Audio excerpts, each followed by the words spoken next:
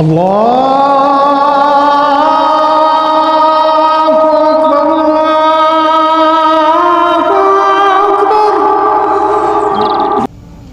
پاک علیہ الصلوۃ والسلام کی امت میں ہونا یہ بہت بڑا شرف ہے اور کائنات کی سب سے بڑی دولت ہے،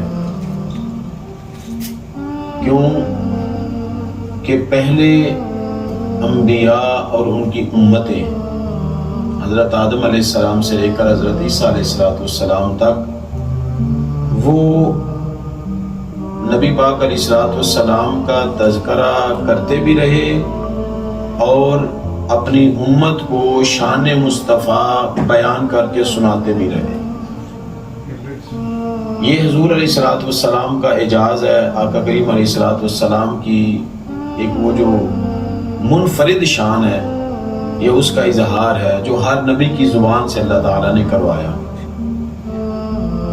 اور جہاں تک نبی پاک کی ذات کی بات ہے تو وہ تو امام الانبیاء ٹھہرے، خاتم الانبیاء ٹھہرے، ختم نبوت کا تاج اللہ نے ان کے سر پر سجایا، ان کا ذکر ہو تو بڑا عظیم یہ عمل لگتا ہے۔ لیکن اس سے بھی زیادہ عظیم اور تعجب والی بات یہ ہے کہ اللہ تعالیٰ نے پہلی امتوں کی کتابوں کے اندر امت مصطفیٰ کا بھی ذکر فرمایا،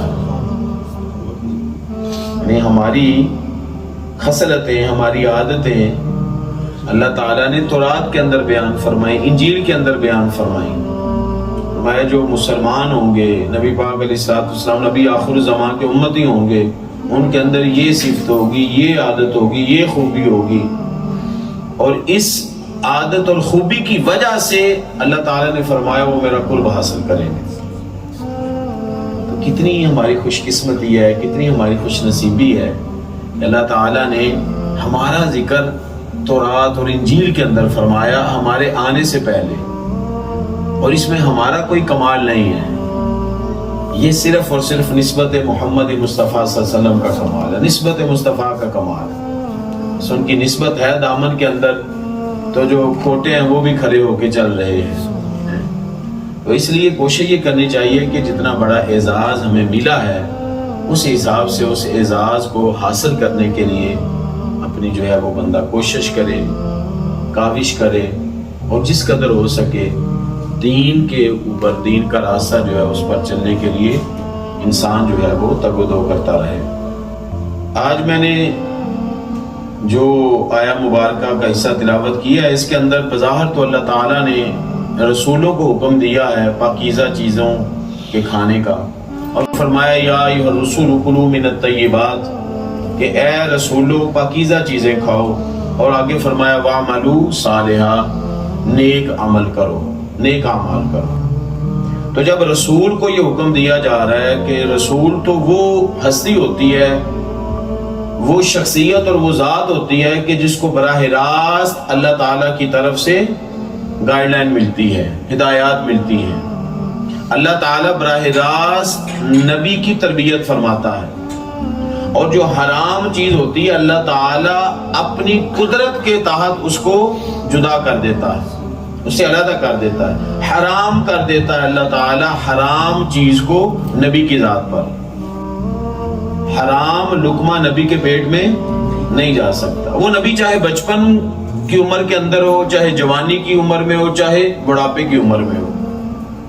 مثال کے طور پر قرآن پاک میں اللہ تعالیٰ نے حضرت موسیٰ علیہ السلام کا جب ذکر کیا تو آپ کو پتا ہے کہ پوری ایک ہسٹری ہے، ایک تاریخ ہے، سب سے زیادہ اللہ تعالیٰ نے حضرت موسیٰ علیہ السلام اور اس کی قوم بنی اسرائیل کا، ان کی قوم کا ذکر کیا ہے۔ جومیوں نے جب فرعون کو بتا دیا نا کہ ایک بچہ تیری سلطنت میں پیدا ہوگا جو تیری ہی حکومت، تیری ہی یعنی بادشاہت کو ختم کرے گا، تو اتنا ڈر گیا، وہ ایک پورا واقعہ آپ سب کو معلوم ہے۔ وہ جب بھی کوئی بیٹا پیدا ہوتا تو اس کو کیا کر دیتا؟ ذبح کروا دیتا، نعوذ باللہ۔ قتل، دو الفاظ ہیں، ایک جگہ پر فرمائے یقتلون ابناءکم، اور ایک مقام پر فرمائے یذبحون ابناءکم، ذبح کرنا۔ اللہ اکبر، صرف اپنی حکومت بچانے کے لیے۔ آج ہم دیکھتے ہیں نا کہ لوگ حکومت بچانے کے لیے کہتے ہیں ایمان بھیج دیتے ہیں، یہ تو کچھ بھی نہیں ہے، یہ لوگوں کے ساتھ دھوکہ، فراڈ، یہ پیسے حاصل کر لینا۔ دیکھیں فرعون نے اپنی حکومت بچانے کے لیے اپنی بادشاہت بچانے کے لیے کیا کیا کہ وہ ہر نو مولود کو ذبح کر دیتا تھا. اللہ اکبر. اس نے اپنے سپاہیوں کو حکم دے رکھا تھا, اپنی فوج کو حکم دے رکھا تھا. اور اس سے بھی بڑھ کر یہ کہ اس نے ایک ٹیم تشکیل دی تھی جو قبل از وقت پتہ کرواتی تھی کہ کون سی عورت حاملہ ہے, اور وہ دن وہ وقت کہ کس دن اس کی ڈیلیوری ہونی ہے, اس بچے نے کب دنیا کے اندر آنا ہے. وہ جناب فوج صبح اس کے جو سپاہی تھے نا, اس کی جو ٹیم کے ممبر سے, وہ جو ایک خاص مقصد کے لیے تھے, وہ پورا دن اس گھر کے باہر گزارتے تھے. اور جو ہی ولادت ہوتی وہ اندر جاتے اور دیکھتے, اگر وہ لڑکا ہوتا تو کر دیتے. اب دیکھیں اللہ کی ذات کتنی طاقت والی ہے کہ ٹیم اس کی کھڑی ہے, لوگ اس کے کھڑے ہیں, انتظار کر رہے ہیں, لیکن اللہ تعالیٰ نے موسیٰ علیہ السلام کی جب پیدائش ہوئی تو ان کی آنکھوں کے اندر ایسا پردہ پڑا کہ وہ دیکھتے ہی دیکھتے رہ گئے. فرمایا جس کو میں بچا لیتا ہوں پھر اس کو دنیا ساری مل بھی جائے تو اس کا بال بھی بکا نہیں کر سکتے, جس کو اللہ بچا لے.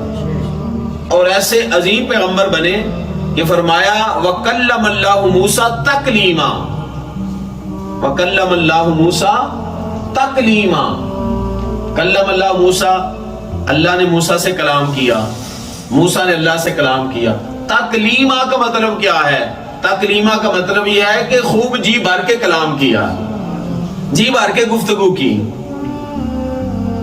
جیسے فرمایا نا وَسَلِّمُوا تَسْلِيمًا یا ایھا الذین آمنوا صلوا علیہ وسلموا تسلیما. ایمان والو نبی کی ذات پر درود بھی پڑھو اور جی بھر کے سلام بھیجو, خوب سلام بھیجو.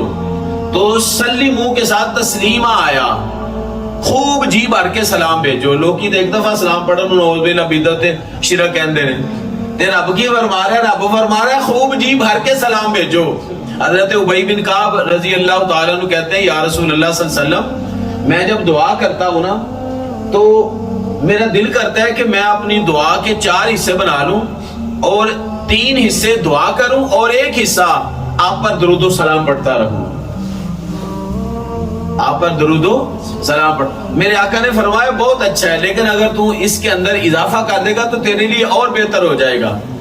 عرض کرتے ہیں یا رسول اللہ صلی اللہ علیہ وسلم آدھا حصہ دعا کرتا ہوں اور آدھا حصہ آپ پر درود پاک کے لیے وقف کر دیتا ہوں. آقا کریم نے فرمایا بہت بہتر ہے, اگر اور بڑھا لو گے تو اور زیادہ بہتر ہو جائے گا. عرض کرتے ہیں یا رسول اللہ صلی اللہ علیہ وسلم 1 حصہ اپنی دعا کے لیے رکھتا ہوں, 3 حصے آپ پر درود کے لیے وقف کر دیتا ہوں. میرے آقا نے فرمایا بہت بہتر ہے, اگر اور بڑھا دو گے تو اور زیادہ بہتر ہو جائے گا. تو وہ حضرت ابی بن کعب عرض کرتے ہیں یا رسول اللہ صلی اللہ علیہ وسلم اپنی کل دعا کا سارا حصہ جو ہے وہ میں آپ پر درود و سلام کے لیے وقف کر دیتا ہوں. میرے آقا نے فرمایا پھر یہی جو درود و سلام ہے دنیا اور آخرت میں تیرے لیے کافی ہو جائے گا. یہ وہ لوگ تھے جنہوں نے قرآن کو سمجھا ہے. اسی ایک دفعہ کھڑے ہو کے سلام پڑھیے تو ساڑھے تے فتوے لگ دے نے. لوگ کہتے ہیں جی اب آؤ کتنے لکھا ہوئے, اے شرک ہو گیا ہے, بدعت ہو گئی ہے. نہیں, کوئی شرک نہیں, کوئی بدعت نہیں, یہ تو ایمان کی نشانی ہے, ایمان کی گارنٹی ہے. نبی پاک علیہ الصلوۃ والسلام کے صحابہ سے بڑھ کر قرآن کو کون سمجھنے والا ہے؟ جب اللہ پاک کا حکم آیا سلموا تسلیما تو وہ عربی کو سمجھنے والے تھے. سلو 1 مرتبہ ہے, لیکن تسلیمہ کا لفظ جو ہے سلموا تسلیما فعل کے ساتھ مصدر بیان کیا گیا. درود پڑھو, لیکن جب سلام پڑھنے کی باری ہے تو خوب جھوم جھوم کر پڑھو, جی بھر کے سلام بھیجو, کیونکہ درود پڑھنے سے ثواب ملتا ہے, سلام پڑھنے سے جواب ملتا ہے. درود پڑھیں گے تو ثواب ملے گا. درود کیا ہے؟ درود اللہ کے نبی کے لیے رحمت کی دعا ہے. اللہم صلی علی محمد, اے اللہ رحمت نازل فرما نبی کی ذات پر, محمد مصطفیٰ صلی اللہ علیہ وسلم اور آل محمد پر. تو یہ رحمت کی دعا ہے. لیکن جب سلام کا لفظ ہے تو سلام جس کو کیا جاتا پھر آگے سے وہ جواب دیتا ہے. تو اللہ تعالیٰ نے اس لیے فرمایا سلموا تسلیما کہ جب تم نبی کو سلام کہو گے تو پھر بارگاہ مصطفیٰ سے جواب آئے گا. جب میرا نبی کہے گا نا وعلیکم السلام, اے میرے امتی تجھ پر بھی سلامتی ہو, تو اللہ فرمائے گا پھر نبی کی دعا کے صدقے میں تم پر سلامتی کا نزول فرماؤں گا. یہ تو دیکھو نا، السلام علیکم میں آپ کو کہوں، آپ مجھے وعلیکم السلام کہیں، نیکیاں چلو گے تو ایک علیحدہ چیپٹر ہے، لیکن اصل میں ہے کیا؟ یہ سلامتی کی دعا ہے، سلامتی کی دعا ہے، ایک دوسرے کے لیے دعا دیتے ہیں. اور حدیث پاک کے اندر آتا ہے کہ جو بندہ دوسرے کے لیے دعا کرتا ہے اللہ تعالیٰ اس کو وہی عطا فرماتا ہے. تو میں آپ کے لیے سلامتی کی دعا کر رہا ہوں، آپ میرے لیے سلامتی کی دعا کر رہے ہیں، تو میری سلامتی کی دعا جو آپ کے لیے ہے وہ میرے حق میں قبول ہو رہی ہے، اور آپ جو میرے لیے کر رہے ہیں وہ آپ کے حق میں قبول ہو رہی ہے. تو آپ اندازہ کریں یہ تو ہماری سلامتی کی دعائیں ہیں، ان کا ایکسچینج ہے، یعنی تبادلہ ہے. تو جب کملی والا کسی کو سلامتی کی دعا دے گا تو اس میں رب کی کتنی کرم نوازیاں ہوں گی. تو اس لیے اللہ نے فرمایا سلیمو تسلیما، خوب خوب سلام بھیجا کرو نبی کی ذات پر، جی بھر کے سلام بھیجا کرو. اور پھر فرمایا جمعے کا دن ہے نا، یہ دنوں کا سردار ہے، اور اس دن تم خوب دل کے ساتھ، توجہ کے ساتھ، محبت کے ساتھ ایک مرتبہ ہی اگر اپنے یعنی آپ کو سراپا ادب بنا کر ایک مرتبہ اگر نبی کی ذات پر درود و سلام بھیج دو گے نا تو وہی تمہاری بخشش کے لیے کافی ہو جائے گا. اتنا ہے. تو یہ سلیمو تسلیما، تو یہ میں نے اس لیے بات بتائی کیونکہ یہ آج سب کو آتی ہے. تو وہاں پر کیا فرمایا موسیٰ علیہ السلام کے لیے کہ وَكَلَّمَ اللَّهُ مُوسَىٰ تَكْلِيمًا. تو کلام کا لفظ 2 مرتبہ استعمال کیا، یہاں پر سلام کا لفظ 2 مرتبہ نبی کی ذات کے لیے، اور موسیٰ علیہ السلام کے لیے کلام کا لفظ 2 مرتبہ. وَكَلَّمَ اللَّهُ مُوسَىٰ تَكْلِيمًا، وہاں پر بھی فعل کے ساتھ مصدر بیان کیا گیا ہے، یعنی اس کی اہمیت کو اجاگر کیا کہ اللہ نے موسیٰ سے صرف کلام نہیں کیا بلکہ خوب کلام کیا، بہت زیادہ کلام کیا، بار بار کلام کیا. تو وہ موسیٰ علیہ السلام یعنی اتنی عظمت کے حامل ٹھہرے کہ اللہ نے کلام کیا. لیکن جب ان کی پرورش کی باری تھی نا، تو قرآن کے اندر کیا ہے، جب ان کے دودھ پلانے کی باری آئی تو ایک عورت کو بلایا جس کے پستان میں دودھ آیا ہوا تھا. موسیٰ علیہ السلام کے اوپر اللہ نے حرام کر دیا تھا اس کا دودھ پینا کیونکہ وہ مشرکہ تھی. دوسری عورت کو بلایا گیا امیر زادی، کیونکہ وہ محل کے اندر پرورش پانے والے تھے، اور آسیہ جو تھی فرعون کی بیوی. اب دیکھیں کہ یہ پھر ایک اور بات سے بات نکلتی ہے. ضرب اللہ مثلا للذین آمنوا امرأۃ فرعون، یہ وہ خوش نصیب عورت ہے آسیہ جو ہے کہ جس کو مثال کے طور پر اللہ نے ایمان والوں کے لیے بیان فرمایا ہے. اس کی مثال اللہ نے بیان کیا ہمارے لیے. ضرب اللہ مثلا للذین آمنوا، ایمان والوں کے لیے اللہ مثال بیان کرتا ہے. اب جب ہم نے کسی کو بات بتانی ہو نا اچھی تو ہم اس کے سامنے کسی کی مثال رکھتے ہیں. کوئی پتر ڈی ٹریک ہو جاوے نا تو اسی کہنے ہیں تیرا باپ تے انج سی، یا آپس سے گلاں کریے اسی کہنے ہیں یار دا باپ تے کتنا چنگا سی تے آپ کس طرح دا ہو گیا. یعنی جب کسی کو ایگزامپل کے طور پر، مثال کے طور پر ہم نے کوٹ کرنا ہوتا ہے نا تو ہم اس کی اچھائیاں، اس کی خوبیاں دیکھتے ہیں، اس کی صفات دیکھتے ہیں، اس کے اعلیٰ اخلاق دیکھتے ہیں، اس کا کمال دیکھتے ہیں. اب آسیہ کا مقام کس قدر بلند ہوگا کہ اللہ تعالیٰ نے کائنات کی عورتوں میں جب کسی عورت کو ایمان والوں کے لیے بطور مثال پیش کرنا چاہا تو فرعون کی بیوی کو کیا. ضرب اللہ مثلا للذین آمنوا، ایمان والے جو لوگ ہیں نا ان کے لیے اللہ مثال بیان کرتا ہے. کس کی مثال بیان کرتا ہے؟ حوا بھی تھی، ابراہیم علیہ السلام کی بیوی ہاجرہ اور سارہ بھی تھی. نبیوں کی میں 1-2 مثالیں دے رہا ہوں. ہر نبی کی زوجہ ہے سوائے 1-2 نبیوں کے. لوط علیہ السلام کو یعنی ان کی اہلیہ کو چھوڑ کر اللہ تعالیٰ نے کسی نبی کی عورت کی یعنی بیوی کی مثال نہیں دی. جب مثال دی تو کیا فرمایا؟ ضرب اللہ مثلا للذین آمنوا امرأۃ فرعون. اللہ تعالیٰ ایمان والوں کے لیے فرعون کی بیوی کا ذکر کر رہا ہے، اس کی استقامت کا ذکر کر رہا ہے، اس کی جرت کا ذکر کر رہا ہے، اس کی غیرت کا ذکر کر رہا ہے. اس کے اندر اللہ نے جو ایمان کی طاقت عطا کی تھی، یہ کیوں اللہ تعالیٰ نے بیان فرمایا؟ کیا ان سے، اس عورت سے بڑھ کر ایمان والیاں نہیں تھی؟ کیا حضرت ہاجرہ کا ایمان تھوڑا ہے؟ کیا حضرت بی بی سارہ کا ایمان تھوڑا تھا؟ بہت مضبوط ایمان تھا. لیکن آسیہ کا جو ایمان ہے نا وہ ایسے تھا کہ جب حضرت آسیہ نے بولا کہ میں موسیٰ کے رب پر ایمان لے کر آئی، تو یہ بھی یعنی کہہ سکتے تھے نا، بلکہ آسیہ نے یہ نہیں کہا کہ میں اللہ پر ایمان لے کر آئی، رب العالمین پر ایمان، بلکہ کیا کہا موسیٰ کے رب پر ایمان لے کر آئی، تو کیا وہ صرف موسیٰ کا رب ہے؟ سوال پیدا ہوتا ہے نا، کیا وہ صرف؟ اسی طرح آپ دیکھ لیے وہ جو جادوگر تھے، وہ جادوگر جو تھے جو آئے تھے، جب انہوں نے اپنے وہ سانپ اس طرح وہ جو چھوڑے لکڑیاں وہ جو تھیں سٹکس ان کو چھوڑی تو وہ سانپ بن گئے، اژدہا بن گئے، تو اللہ تعالیٰ نے موسیٰ علیہ السلام کو جو عصا عطا فرمایا تھا، فَأَلْقَى مُوسَىٰ عَصَاهُ فَإِذَا هِيَ تَلْقَفُ مَا يَأْفِكُونَ فَوَقَعَ الْحَقُّ وَبَطَلَ مَا كَانُوا يَعْمَلُونَ فَغُلِبُوا هُنَالِكَ وَانقَلَبُوا صَاغِرِينَ وَأُلْقِيَ السَّحَرَةُ سَاجِدِينَ قَالُوا آمَنَّا بِرَبِّ الْعَالَمِينَ رب موسیٰ وہارون۔ یہ بات میں کہنا چاہ رہا تھا، اس سے پیچھے 3-4 آیتیں پڑھی ہیں میں نے۔ موسیٰ علیہ السلام نے اپنا عصا اس طرح پھینکا، یہ آپ سب کو پتہ ہے، اس نے وہ عصا نے سارے سانپ کھا لیے، فرعون اسی طرح بدبخت رہا، وہ جتنے جادوگر تھے وہ سارے کے سارے سجدے میں گر گئے، وَأُلْقِيَ السَّحَرَةُ سَاجِدِينَ۔ آگے پھر کیا کہا انہوں نے؟ قَالُوا آمَنَّا بِرَبِّ الْعَالَمِينَ، ہم عالمین کے رب پر ایمان لے کر آئے۔ یہ توجہ سے بات سننے والی ہے، بڑا خوبصورت نقطہ، آپ کو مزہ آئے گا اس کا، ایمان تازہ ہوگا۔ قالوا آمنا، وہ سب بولے ہم ایمان لے کر آئے، کس پر؟ برب العالمین، عالمین کے رب پر۔ اور آگے کیا کہا؟ بات تو اتنی ختم ہو گئی، بات سمجھ میں آ گئی کہ وہ عالمین کا رب ہے، وہ جادوگر جو تھے وہ عالمین کے رب پر ایمان لے کر آئے، لیکن جادوگروں نے ایک اور بھی جملہ بولا، وہ کیا بولا؟ رب موسیٰ و ہارون، وہ جو عالمین کا رب ہے نا، وہ رب ہے جو موسیٰ کا رب ہے اور ہارون کا رب ہے، موسیٰ کا رب ہے اور ہارون کا رب ہے۔ تو بات بندہ سوچتا تھوڑی دیر کے لیے کہ جب عالمین کا رب کہہ دیا تو پھر موسیٰ اور ہارون کا ذکر کیوں کیا؟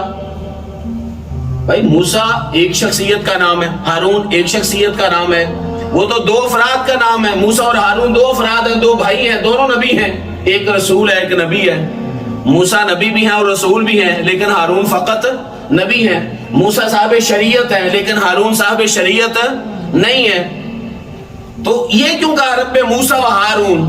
تو علماء نے لکھا ہے اس لیے سمجھانے کے لیے، اسی سنی ہے نا نسبتاً منن والے ہاں تے توسل وسیلے دے قائل ہاں تے اللہ تعالیٰ نے قرآن دے اندر یقین جانو خدا دی عزت دی قسم ہے، عقیدہ اہل سنت بار بار بیان کیتا ہے ایک رب موسیٰ و ہارون۔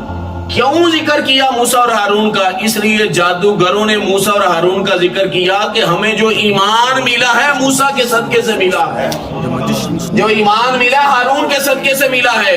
اگر موسیٰ کی ذات نہ ہوتی تو وہ جادوگر مسلمان نہ بنتے، اگر ہارون کی ذات نہ ہوتی تو وہ جادوگر مسلمان نہ بنتے۔ تو پتہ یہ چلا کہ جس کے وسیلے سے ایمان ملے اس کا ذکر رب کی بارگاہ میں کریں تو رب کو پسند آتا ہے، رب کو محبوب ہوتا ہے یہ عمل۔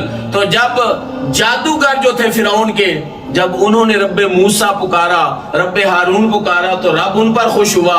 تو جب ایک امتی رب محمد کہہ کے رب پکارے گا تو رب کتنا خوش ہوگا۔ سبحان اللہ۔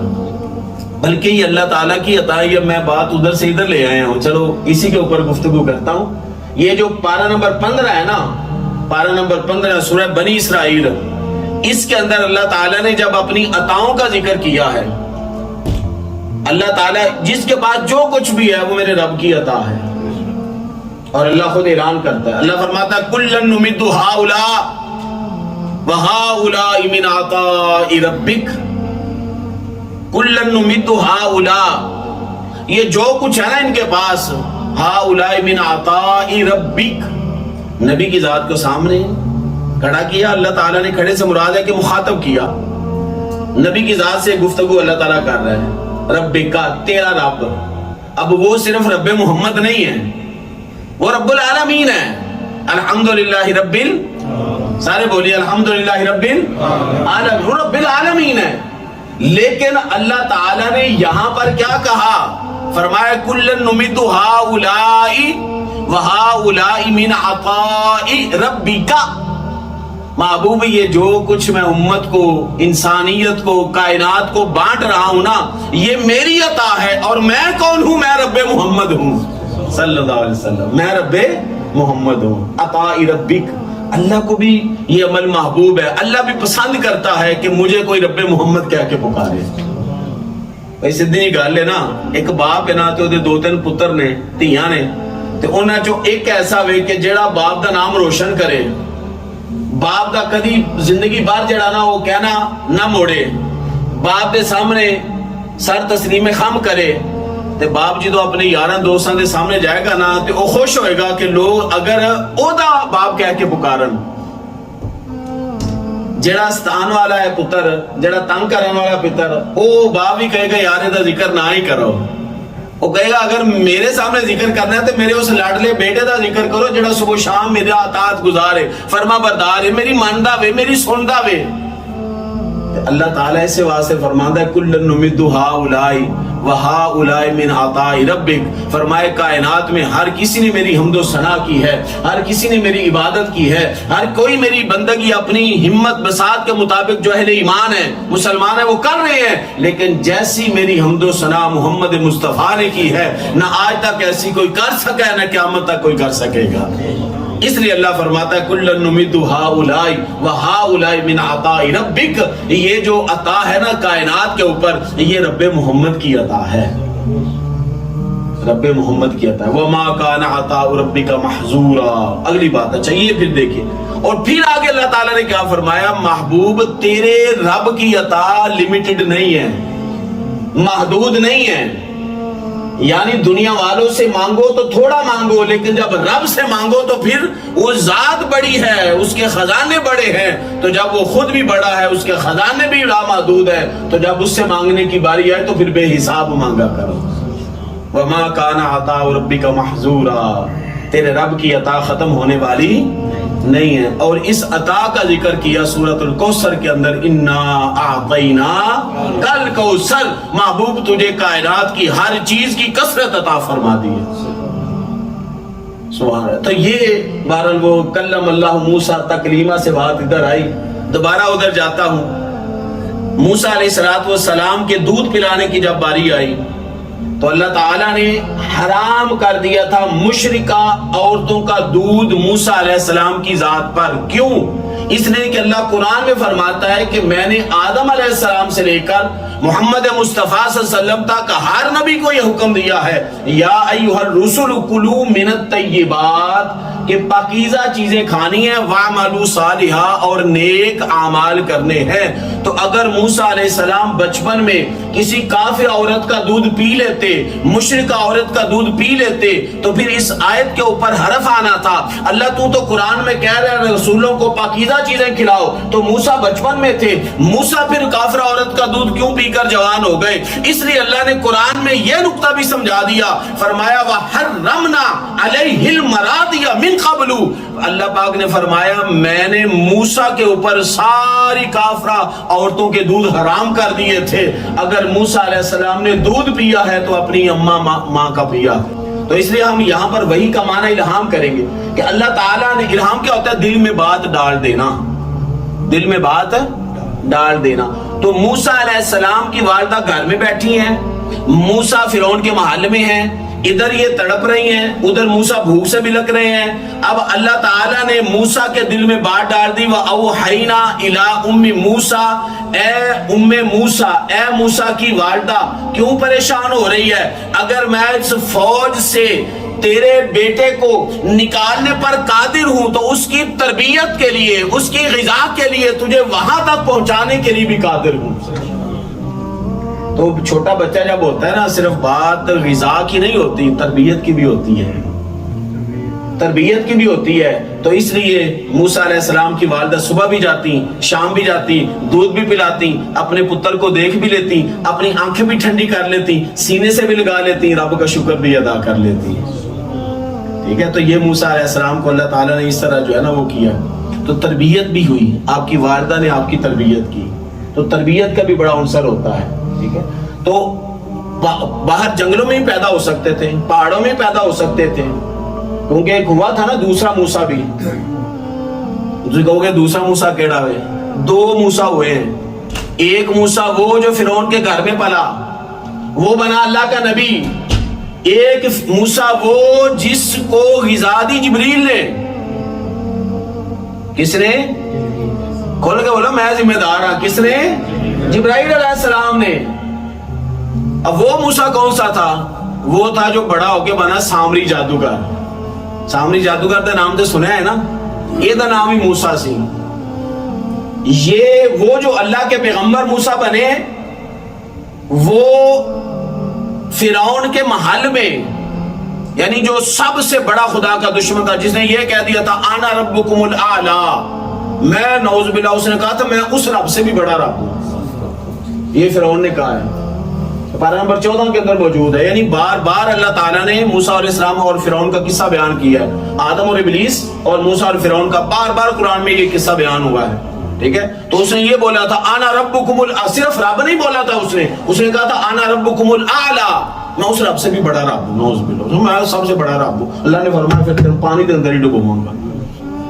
اور آج تک وہ لاش جڑی ہے نا, وہ احرام میں اوتھے موجود ہے مصر دے اس کے اندر.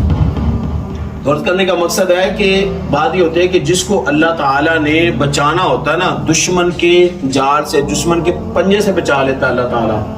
اور دوسری طرف جس کے مقدر میں ہدایت ہوتی ہے نا, خوش بختی جس کو کہتے ہیں, وہ اگر فرعون کے گھر میں بھی پڑا ہونا تو اللہ تعالیٰ اس کو بھی محفوظ رکھتا ہے غیر کے یعنی پرچھائی جو ہوتی ہے اس سے بھی محفوظ رکھتا ہے. اور جس کے مقدر میں ہدایت نہیں نہ ہوتی, اس کو جبریل ہی چاہے آ کے کیوں نہ پرورش اس کی کرتا رہے. یہ جو موسیٰ تھا نا, اس کو بعد میں سامری جادوگر, اس کو کہتے ہیں موسیٰ سامری, اس کا پورا نام ہے. لیکن چونکہ موسیٰ یعنی پیغمبر کا نام ہے, اس لیے موسیٰ کا نام ہٹا دیا گیا ہے کہ اس بدبخت کی وجہ سے موسیٰ علیہ السلام کا جو نام ہے نا اس کے اوپر حرف نہ آئے, تو اس لیے اس کو صرف سامری جادوگر کہا جاتا ہے. لیکن اصل اس کا نام کیا تھا؟ موسیٰ. پانی کی طرح, یعنی پانی سے وہ بھی ملا تھا. تو اس کی والدہ نے, یعنی وہ حرام زادہ تھا, تو اس کی والدہ نے لوگوں کے ڈر سے اس کو ایک پہاڑ کے اوپر جا کر رکھ دیا. اللہ اب جب اس کی یعنی اپنے آپ کو بچانے کے لیے ہوتی ہے نا, 2 نمبر عورتیں اس طرح برا کام بھی کرواتی ہیں, اور جب ڈیلیوری ہو جائے تو پھر بچے کو نعوذ باللہ سزا دیتی ہیں. تو اس نے ایسا ہی جب کیا تو اللہ تعالیٰ نے فرمایا جبریل اس میں اس بچے کا تو کوئی قصور نہیں ہے نا, اس کو تو معاملہ اس کا تو ہوگا قیامت کے دن, اس عورت کو تو سزا ملے گی. تو عرض کی باری تعالیٰ میرے لیے کیا حکم ہے؟ فرمایا جب تک یہ بچہ جوان نہیں نہ ہو جاتا, چلنے پھرنے اور خود کھانے کے قابل نہیں ہو جاتا, وہ پہاڑ کی اونچی چوٹی کے اوپر تھا, اللہ تعالیٰ نے جبریل کو فرمایا تھا کہ تو نے جانا اور اس کو جا کر صبح و شام کھانا کھلانا تھا. تو غذا جبرائیل کے ذریعے وہ ہوتی رہی ہے. لیکن دیکھیں کہ اینڈ میں وہ کیا بنا ہے؟ لوگوں کو گمراہ کرنے والا بنا.